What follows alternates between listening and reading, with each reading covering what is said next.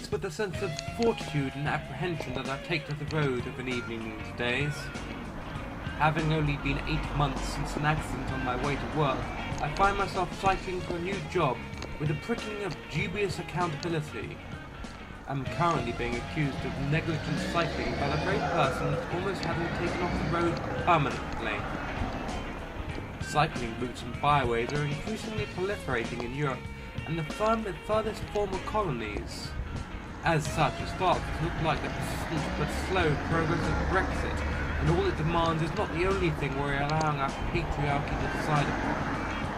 That patriarchy, run by a cursed matriarchy, damned by her own stupidity, has decreed it to be progress personified to strengthen Britain's links with the USA.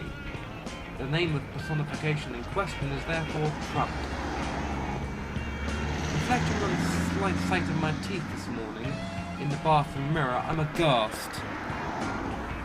It occurs to me that, despite using an electric toothbrush since the beginning of the year, my ivories still look as old as always, and not as I would expect from an advancing age of tech.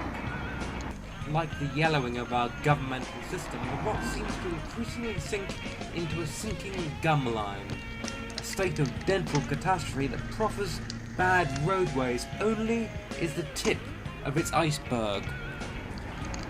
Sometimes I think we're still in 1912, waiting in terrified anticipation for the war to break out. At least back then, it was only a German with a withered arm that we had to worry about. Today, it's an American with a withered hairline and a bad wig. Plus, we have an English one over here.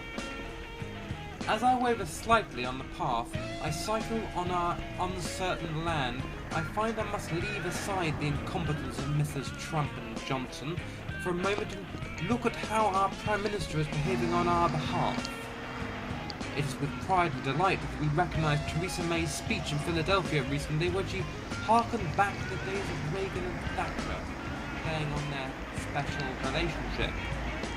Riding on the back of declarations that the economy has seen a 0.6% rise since last year's concerns, that departure from the EU would impact detrimentally on trade, has our head of state finally overreached herself?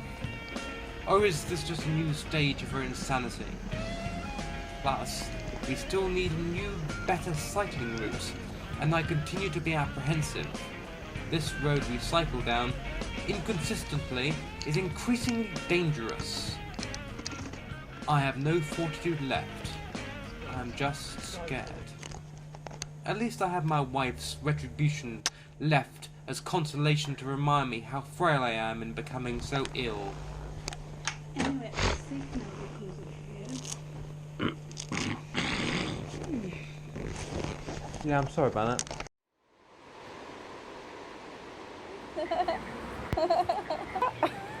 Get it, boy.